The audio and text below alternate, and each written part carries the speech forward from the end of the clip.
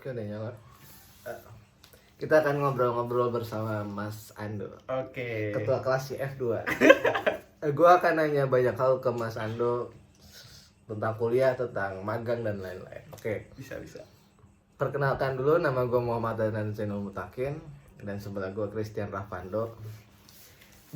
Pertanyaan pertama kenapa lu waktu semester 1 lu pengen jadi ketua kelas?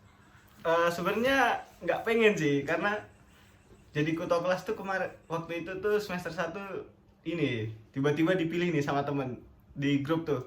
Kan ada grup kelasnya masing-masing kan ya. Yeah. Awal-awal tuh masih nyampur, terus pindah kelas tuh, masuk ke grup kelasnya masing-masing, dan di situ belum ada ketua kelas nih. Terus teman-teman tuh ini tiba-tiba ada yang milih aku tuh. Terus si Agung kan. Iya. Tiba-tiba milih aku. Aku udah sempet nolak di situ kan, tapi yang lainnya kok malah pada setuju. Jadi mau nggak mau kan aku di situ jadi ketua kelas nih. Jadi ya udahlah, kita mengemban tanggung jawab sebagai ketua kelas tuh sampai sekarang. Tapi gua akuin, gue jujur, lu sebagai ketua kelas adalah ketua kelas yang baik loh. Gue nggak bohong, gue nggak gimmick loh, tapi emang sangat membantu, relasi lu banyak dan lu kenal orang-orang, kenal dosen-dosen. Pertanyaan berikutnya tuh, kan lu ketua kelas nih. Iya. Cara lu kenal dengan ketua kelas-kelas lain tuh gimana? Lu yang ngechat dulu apa lu di chat dulu atau gimana dong? Oke, jadi sebelum pembagian kelas nih ya, kan awal-awal masuk tuh kita ada grup besarnya nih. Iya. Nah, di grup besar itu aku kenalan nih sama banyak teman-teman yang lain. Yang baru-baru masuk tuh aku ajak kenalan, aku chat. Terus juga setelah dipilih kelasnya masing-masing, ternyata banyak yang beda kelas. Oh. Jadi disitulah nambah relasi kan. Iya. Terus juga di Amikom nih, ketua kelas tuh dimintain data dirinya. Jadi kita punya grup ketua kelas khusus masing-masing. Jadi di situ juga kita bisa kenalan sama ketua kelas yang lain, dari prodi lain, dari kelas-kelas lain juga itu kita bisa kenalan lah. Jadi ya nambah relasi, terus juga untuk nyari-nyari info yang bisa kita share ke grup kelas kita sendiri nih. Oh, Grup IF2. Berarti kira-kira total grup WA lu berapa dong? Banyak. Banyak. Grup ketua kelas tuh ada 1, terus ntar lagi kalau misalnya diajak nih buat ikut acara-acara kampus nih, ntar masuk grup lagi banyak kan. Jadi ya dihitung-hitung ada 10-an lebih lah mungkin. Banyak lah ya berarti ya, grup yang grup masuk kelas nih. ya. Terus pernah nggak kayak berselisih dengan orang lain di kelas lain atau lu kan sebagai ketua kelas nih, pasti mungkin ada yang nggak suka sama lu dan nggak bisa dipungkiri itu bahwa nih ketua kelasnya di chat nggak balas nih, kayak gitu, kayak upload story malah nggak balas di chat ya. Itu pernah nggak kayak gitu, kayak ada anak yang minta tolong ke lu tapi lu lagi emang sibuk dan akhirnya lu diomongin sama dia? Oh, kalau untuk di kelas sendiri nggak pernah ya. Nggak pernah ya? Pernahnya tuh di kelas lain, karena waktu itu dia ngambil ini projectku tuh.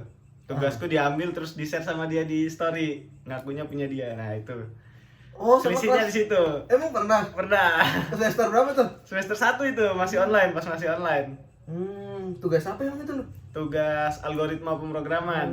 Karena udah ngerjain duluan kan, dibantu temen tuh waktu itu.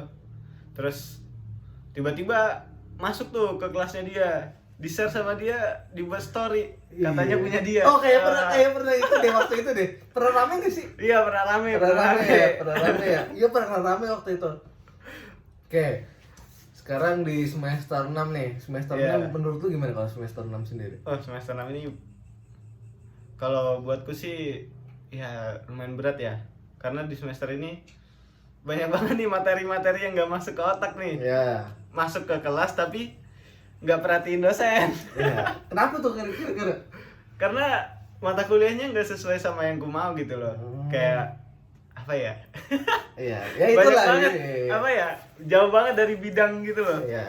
Nggak masuk sama sekali kan, mungkin ya mata kuliah yang serius cuma yang mata kuliah konsentrasi ya. Yang kayak emang kedepannya ya. editing tuh baru masuk banget tuh. Terus juga ya itu tadi sih, ditambah magang juga, ngatur waktunya ternyata susah ya. Iya, susah. Terus kalau magang sendiri awalnya dari mana? Oke, kalau magang sendiri tuh awalnya iseng-iseng ya, karena tiba-tiba waktu itu kepikiran, wah masa depanku gimana ya nanti kalau nggak punya pengalaman nih. Terus tiba-tiba mikir apa aku magang aja ya, padahal dari awal kuliah sampai semester 5 tuh nggak ada niatan buat magang. Terus tiba-tiba pengen magang tuh, salah satu faktornya juga karena kenal cewek ya. Siapa tuh? Kenal cewek. Jadi kenal cewek terus pengen magang gitu. Nah, ketemu cewek kan terus mikir nih, wah harus upgrade diri nih, harus upgrade diri. Jadi setelah mikir itu akhirnya aku mikir untuk memutuskan untuk mencari tempat magang. Awalnya sih coba-coba ya. Coba-coba iseng-iseng daftar lah, siapa tahu keterima kan. Terus nyari di aplikasi. Ternyata ada yang nyangkut. Terus ada yang nyuruh interview selesai, terus tiba-tiba udah disuruh magang aja. Oh, jadi awalnya inspirasinya atau motivasinya karena ada cewek dan lu harus mendapatkan kepastian dari cewek itu dan ya, itu jadikan motivasi ya. Nah, harus mengupgrade diri lah, ada yang bisa dibanggain nih, ada yang bisa dibanggain. Jadi dampak mengejar cewek atau apa mencari jodoh itu nggak cuman kayak negatifnya aja, tapi bisa jadi motivasi tergantung perspektif kita untuk hal itu kan, berarti kan. Ngejar cewek itu ada positif ada negatifnya memang. Terus kalau di magang sendiri gimana? Kayak kan sekarang kuliah terus magang. Terus kalau bentrokan tuh gimana waktunya, Dok? Oh, enggak. Kalau untuk magangnya sendiri, aku udah bilang nih dari awal waktu interview itu kalau aku sekarang masih kuliah semester 6 dan aku juga udah ngasih jadwalku nih. Ternyata aku kuliah nih selesai di jam 12 terus. Jadi jam 1 sampai jam 5 itu aku magang, jam 7 sampai jam 12 itu aku kuliah. Jadi gitu sih bagi waktunya.